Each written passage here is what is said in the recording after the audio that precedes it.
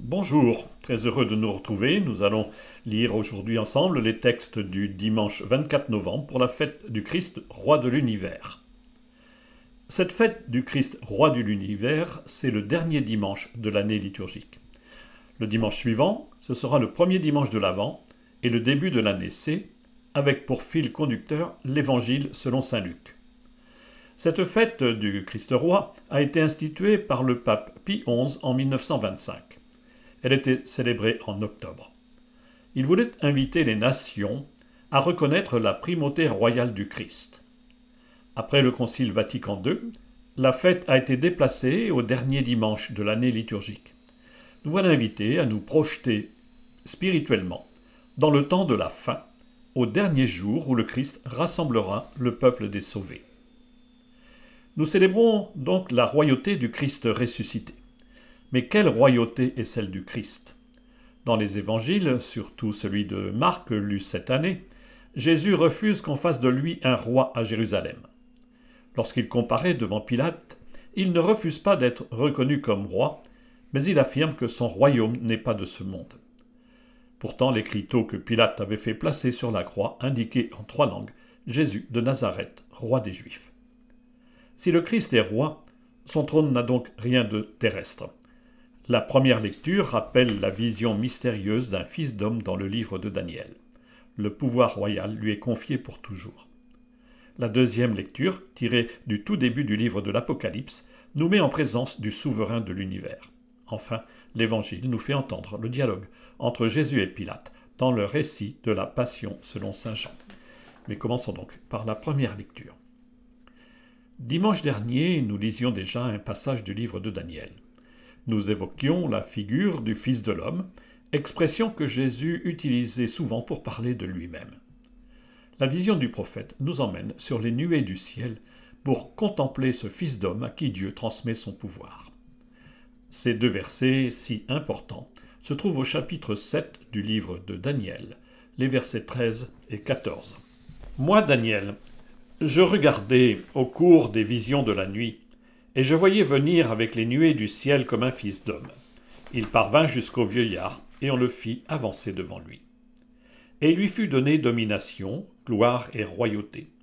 Tous les peuples, toutes les nations et les gens de toutes langues le servirent. Sa domination est une domination éternelle qui ne passera pas, et sa royauté, une royauté qui ne sera pas détruite. La vision prophétique est saisissante. Nous voilà transportés au ciel en suivant ce fils d'homme qui paraît devant la figure divine d'un vieillard. Pour le peuple d'Israël, être fils d'homme, c'est se rappeler la condition fragile et mortelle de tout être humain. Mais ici, nous sommes dans un autre langage original, une apocalypse, autrement dit, une vision qui révèle l'invisible. Ce personnage qui ressemble à un être humain est en même temps un être céleste à qui est remise la royauté. Quand Jésus utilisait ce titre énigmatique, il voulait éviter qu'on ne l'enferme dans le rôle politique d'un Messie roi terrestre. En le retenant dans les évangiles, après la mort et la résurrection de Jésus, les chrétiens disent ensemble l'humanité et la divinité du Christ. Découvrons maintenant la deuxième lecture que nous lisons ensemble.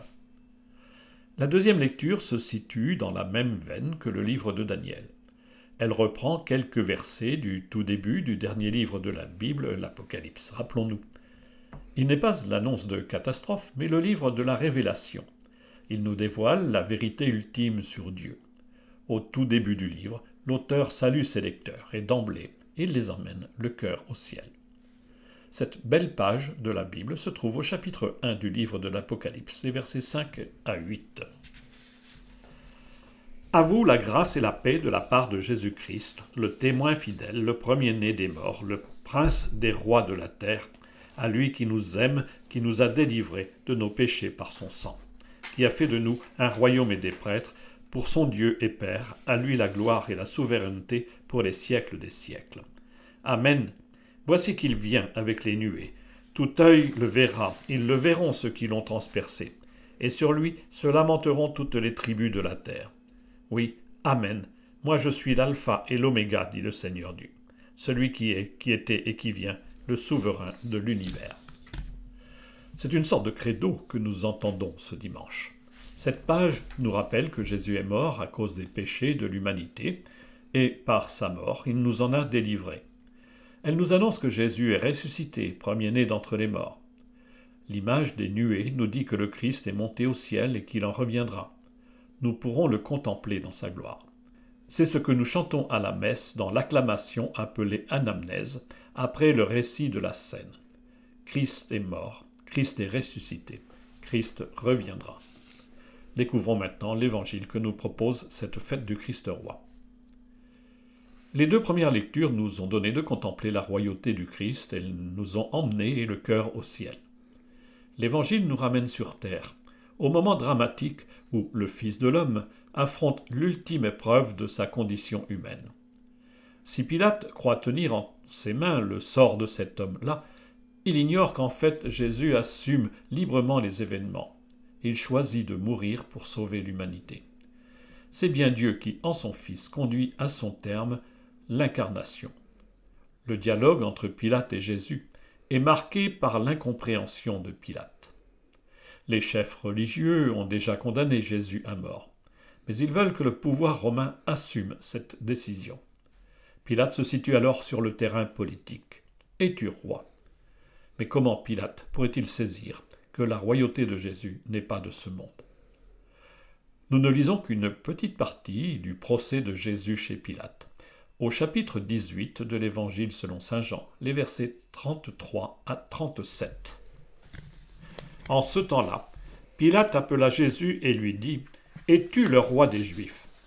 Jésus lui demanda « Dis-tu cela de toi-même ou bien d'autres te l'ont dit à mon sujet ?» Pilate répondit « Est-ce que je suis juif, moi ? Ta nation et les grands prêtres t'ont livré à moi, qu'as-tu donc fait ?» Jésus déclara « Ma royauté n'est pas de ce monde. Si ma royauté était de ce monde, j'aurais des gardes qui se seraient battus pour que je ne sois pas livré aux Juifs. En fait, ma royauté n'est pas d'ici. » Pilate lui dit « Alors tu es roi. » Jésus répondit « C'est toi-même qui dis que je suis roi. Moi je suis né, je suis venu dans le monde pour ceci, rendre témoignage à la vérité. Quiconque appartient à la vérité, écoute ma voix. » Es-tu roi ? Pilate est bien embarrassé. Il aurait bien voulu renvoyer les adversaires de Jésus à leur responsabilité. Mais eux ne veulent pas endosser la décision ultime. En fait, ils auraient pu lapider Jésus comme ils le feront pour Étienne quelques années plus tard. Pilate cherche un motif qui pour lui ne peut être que politique, d'où sa question « Es-tu roi ?» Jusqu'au bout, il gardera ce motif de condamnation puisqu'il le fera inscrire sur le bois de la croix. En réalité, Jésus devait mourir comme les esclaves ou les traîtres. En ce temps-là, la croix est la plus indigne des condamnations. Le roi de l'univers, que nous fêtons ce dimanche, s'est abaissé au plus bas dans la mort. Son élévation dans la gloire royale a dû passer par l'épreuve du néant et de l'infamie. À la question de Pilate, la réponse de Jésus a pu sembler obscure à son interlocuteur. Jésus commence même par interroger Pilate, renversant les rôles. D'où tiens-tu cette information ? La suite du procès est tout aussi paradoxale, car celui qui doit juger demande à l'accusé de préciser de quoi on l'accuse. Alors Jésus transmet le message essentiel qui est moins pour Pilate que pour nous, auditeurs de l'Évangile. Ma royauté n'est pas de ce monde. Mais que pouvait comprendre le gouverneur romain à ces paroles ? Plus loin dans le récit, Pilate va s'inquiéter quand il apprendra que Jésus s'est dit fils de Dieu. À ce moment du procès, Pilate ne saisit pas le message. Mais nous savons que Jésus est vraiment roi, non pas roi sur la terre, ni un leader politique, encore moins un chef de guerre, mais le Christ ressuscité, entré dans la gloire du Père, institué par lui comme juge des vivants et des morts.